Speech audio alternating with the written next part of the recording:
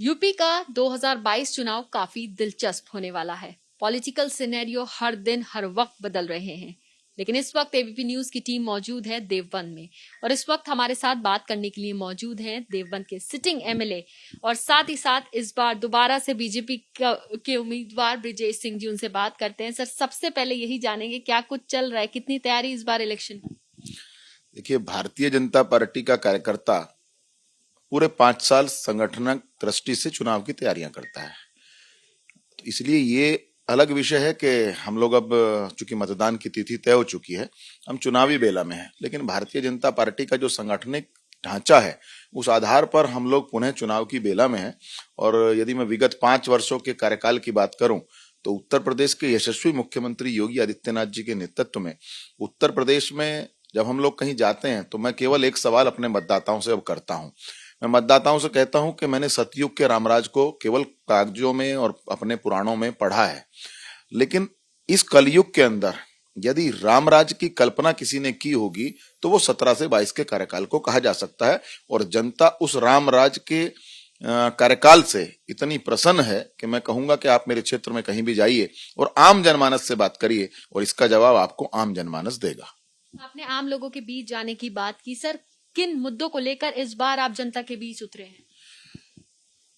उत्तर प्रदेश के अंदर सुदृढ़ कानून व्यवस्था, गुंडाराज का खात्मा, भ्रष्टाचार का खात्मा और विकास की ऐसी योजनाएं जिन पर पिछली सरकारों ने यदि काम किया था तो केवल भ्रष्टाचार में अंध में डूब करके और उस सरकारी धन की लूट खसोट का काम किया था।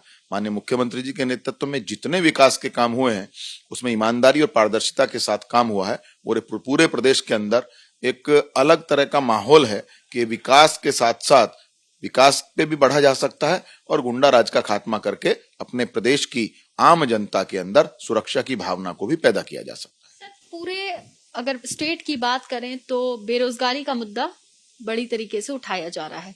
इसमें सवाल यही है कि आपके क्षेत्र में भी बहुत सारे युवा ऐसे हैं जो कहते हैं कि नौकरियां नहीं मिली, कुछ रोजगार नहीं मिला।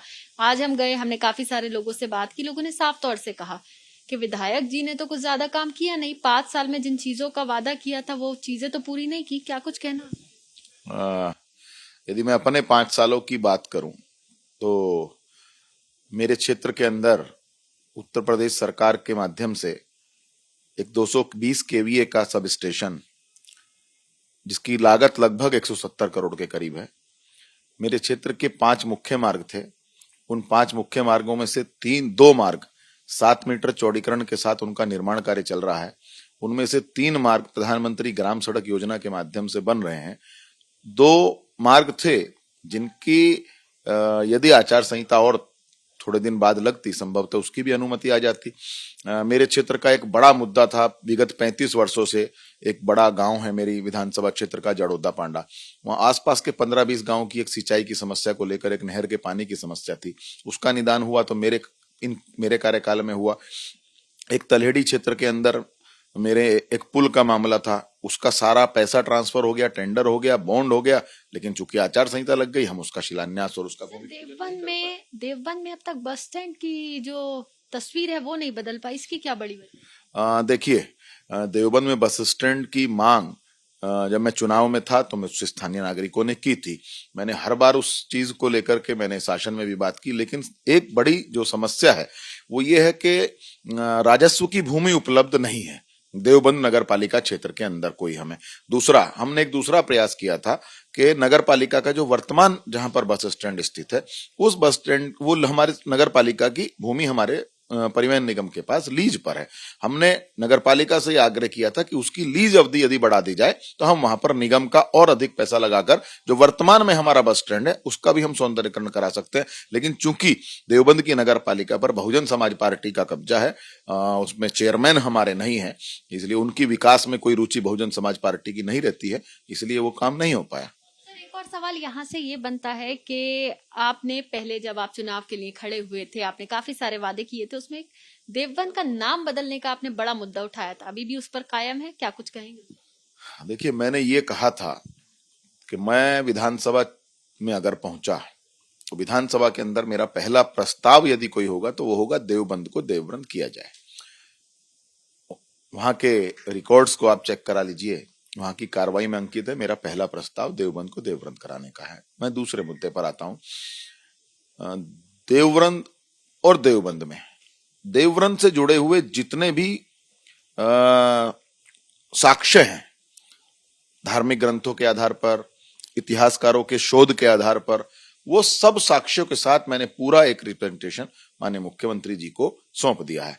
अब माननीय मुख्यमंत्री जी को जब लगेगा उचित समय कि इसकी मुझे घोषणा कर देनी चाहिए, मुझे लगता है कि तब वह कर देंगे। इस चुनाव में भी यही मुद्दा लेकर आप आगे बढ़ लें?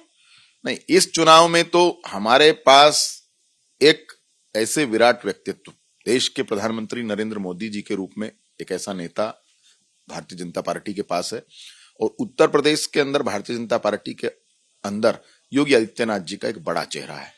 इन दोनों ने, प्रधानमंत्री जी ने 7 वर्षों में और मुख्यमंत्री जी ने 5 वर्षों में जितने गरीब कल्याण की योजनाएं चलाई, जितने विकास के कार्य किए, और जितना तंत्र को मजबूत करके, और यदि चर्चा करूं कोरोना काल की, तो कोरोना काल में जितना कुछ भारतीय जनता पार्टी की सरकारों ने किया, उसी का परिणाम है कि आज आम जनता, यदि आम जनता में जो चर्चा है कि वो सिर्फ और सिर्फ भारतीय जनता पार्टी के पक्ष में खड़ी है, ये उसका एक बड़ा आधार है। सर, यहाँ हम मौजूद हैं, ये जगह है पश्चिमी उत्तर प्रदेश, और जहां पर हम मौजूद हैं यहाँ की सियासत बहुत गरमाई हुई है, लगातार सुर्खियों में पश्चिमी उत्तर प्रदेश रहता है। क्या कुछ कहेंगे? माना जा रहा है कि बीजेपी वर्सेस समाजवादी पार्टी की टक्कर इस बार रहने वाली है। आप क्योंकि बड़े नेता हैं, नामी ग्रामी नेता हैं, तो आपका क्या इसमें क्या कुछ कहना है? बिजनेस में एक लाइन बोली जाती है, ना कोई कंपटीटर है और ना किसी से कंपटीशन है। हम लोग 300 से ज्यादा सीटें जीतकर पूर्ण बहुमत के साथ मुख्यमंत्री योगी आदित्यनाथ जी के नेतृत्व में पुनः भारतीय जनता पार्टी की सरकार बनाने जा रहे हैं। देवबंद विधानसभा सीट की बात करें तो यहाँ पर हमने पिछली बार देखा कि आप जीत गए चुनाव। इस बार कंपटीशन कड़ा लग रहा है, या लग रहा है कि हाँ भाई जीत जाएंगे? नहीं, मैं आज भी जीता हुआ हूं। मैं आज भी पिछले चुनाव की तरह ही जीता हूं। मेरे किसी भी वोट बैंक में विपक्षी पार्टी को सेंध लगाने का मौका नहीं मिलता है, क्योंकि 5 साल के अंदर मुख्यमंत्री जी के नेतृत्व में भारतीय जनता पार्टी की सरकार ने जो काम किया है, उस काम के आधार पर हम जनता के बीच में हैं। और जब हम जनता के बीच में है, जनता का जितना प्यार मिल रहा है, जितना समर्थन मिल रहा है, तो ये, बल्कि मैं तो चाहूंगा कि आप जनता के बीच में जाकर कि आप राय ले सकते हैं, और जनता की जो राय आएगी आप स्वयं समझ जाएंगे कि देवबंद विधानसभा का परिणाम क्या आने वाला है। बहुत शुक्रिया हमसे बात करने के लिए। तो आपने सुना किस तरह से बेबाकी से ब्रजेश सिंह जी ने सभी सवालों के जवाब दिए, और देवबंद में किस तरह के काम वो आगे करवाने वाले हैं अगर वो जीत के आते हैं, इस बारे में भी चर्चा की। तो आप सोचिए कि इस बार जो पश्चिमी यूपी का चुनावी सिनेरियो है वो बेहद ही दिलचस्प, और देखना होगा कि कौन अपनी सीट बचा ले जाता है, या फिर टक्कर बीजेपी वर्सेस समाजवादी पार्टी की नेक टू नेक रहती है। कैमरा पर्सन अजय तिवारी के साथ मध्य एबीपी न्यूज देवबंद।